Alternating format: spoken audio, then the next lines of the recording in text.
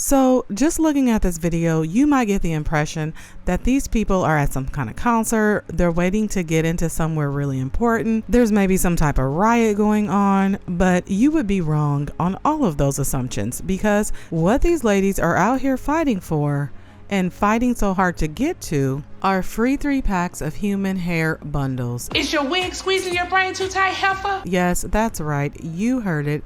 Sounds like an episode straight out of the Boondocks, right? And as a matter of fact, let's get a quick comparison of how that would look. So the Boondocks had an episode back in 2014 titled Breaking Grandad. And it was sort of a play on the show called Breaking Bad, but not really. So Robert the Grandad begins to sell a hair relaxing product that Huey made, and this hair product not only straightens black women's hair, but it apparently makes it grow overnight as well. The problem with the product is that it can literally explode, okay?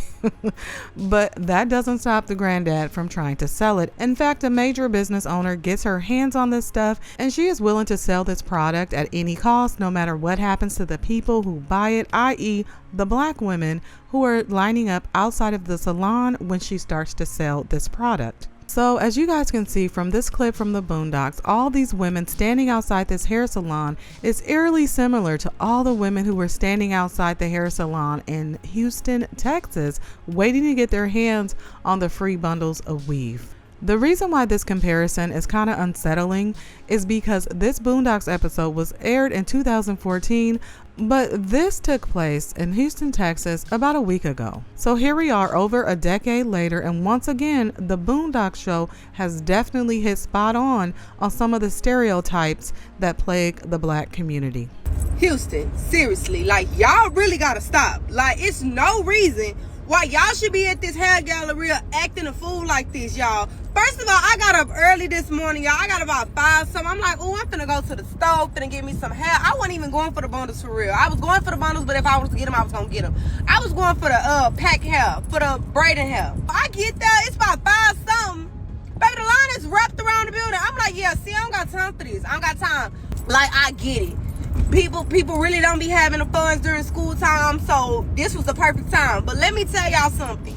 Y'all better be making sure them kids getting their hair combed before you put them 30-inch bundles up in your head. Like, let's be serious. Like, y'all was not standing in that line for y'allselves. Y'all was them kids, y'all was standing in line for y'allselves. Let's be honest. Let's be honest here. Like, y'all don't even get up that early to make it to church in the morning. But y'all standing in front of the hair gallery from 3 p.m. the other day. So y'all gotta calm down a little bit. Y'all priorities are effed up. Like, let's be serious. Like, y'all priorities are somewhere else than where they need to be. Another thing that was unsettling to hear about this is that some of these women were actually camped out overnight and that they had been there since 3 o'clock the previous day, waiting on some free hair.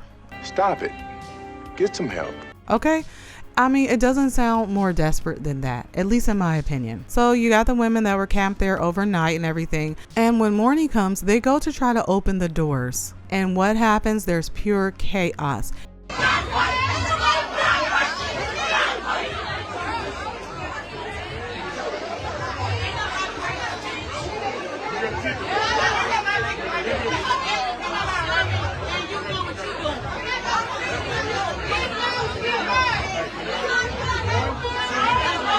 You can see the security guard or whoever he is at the door trying to open it, but also telling them, hey, I am not going to be able to open this unless you guys back up. Do you think they backed up? No. They kept persisting. They started shoving each other. Some were fighting, arguing. And then it got to the point where Jonathan, this guy right here, who is known to be a hairstylist to some celebrities, and he is the one that pushed this grand opening. He was on social media advertising it, leading up to the grand opening day. What he decides to do made the situation even worse, in my opinion. He comes out with a bag of free hair. I'm assuming that's what he's throwing out to all these women in the crowd, and they're just reaching their arms up, you know, like they're getting bundles of money. They're getting bundles of hair. And then we have the one classy young lady who decides to get up on a car and start twerking for the hair. All right. You guys, you can't make this up. All right. It looks straight up like a Boondocks episode. And I wouldn't be surprised if the Boondocks did come out after this and do an episode regarding this. It would fall right in line with all the other episodes that push black stereotypes. The thing about stereotypes is that they come from a truth, all right? These women are actually out there acting like this. They're out there in their bathrobes, their house shoes, their bonnets, everything, lined up to get free stuff. And in this case, it's free hair. So what type of stereotypes are they pushing here? The black ghetto woman run out of your house looking any type of way because if it's free, it's for me type attitude, all right? Don't care, no pride, nothing. And the thing about this that makes this so troubling is that most of these women probably do have money to pay for hair. All right. They've been paying for their hair all this time. So why are they acting so crazy about 3 free hair bundles? I get one. If I don't, I be. But these motherfuckers are fighting, jumping, fussing, and everything over this wig. In my opinion, it's a mentality. It's a broke mentality. Like I said, if it's free, it's for me mentality. I'll stand in line all day if I can get some free stuff. I have no shame. But then they're the same type of person who will sit there and curse you out for insulting them because of the very way that they're acting. I mean, make it make sense, you guys. She just appears to be just a little bit ghetto to me. A little bit ghetto. Another thing that happened during this ghetto gathering, because that's what I'm going to call it, is that things got so out of hand. At one point, there was a baby that got sprayed with mace. It wasn't from the police or anyone at, the hair salon, but it was from someone in the crowd because people are sitting there fighting. Houston, baby, y'all are sad. Like, it is no reason why people should have left that place. Pepper sprayed, ran over by somebody, cars getting broken into, cars having a wreck, cars this, cars that. It never get that deep. In case in point, these 2 women right here fighting over what I believe is a wig. Like, come on, if these women ever want to be respected in society, they got to do better. You can't act like this. If you're going to stand in line for something free, at least be civilized about it, all right? So there was another point made on social media by some people when this little story came out.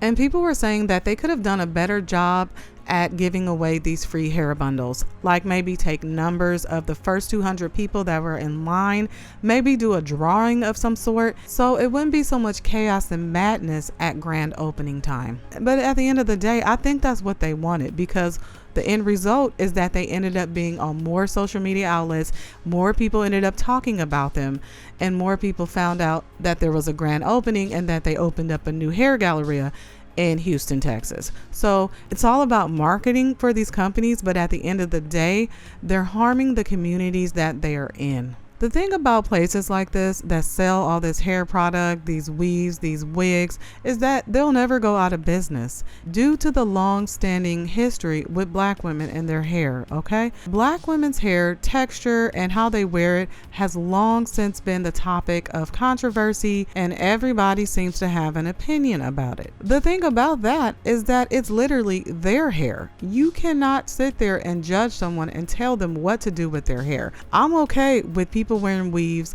wearing wigs, whatever. It's your hair, you deal with it, because there are some times when black women grow up and they're in households and they're not taught how to take care of their hair. They're not taught which chemicals they should be using and they shouldn't be using. It can be very challenging to figure out what to actually do with your hair depending on the texture, the length, and everything. There's all different types of textures within the black hair community. So I make it a point to try not to judge people, because of them wearing fake hair, putting their hair in braids and everything.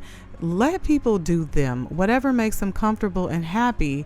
The thing that concerns me about this whole story is all these ratchet Renishas out here doing this whole ghetto gathering, putting on a spectacle, enforcing negative stereotypes. That's what bothers me about this whole story. And not to mention, black women are not the only ones who wear extensions. They're not the only ones who wear weaves.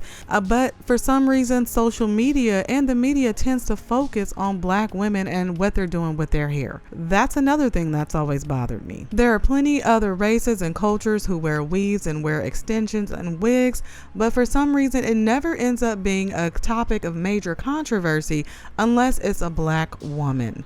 But you guys, that's going to be it for today. Let me know what you thought about this ghetto gathering. Also, if you enjoyed this video, please remember to leave it a like for me. And if you're new here, subscribe.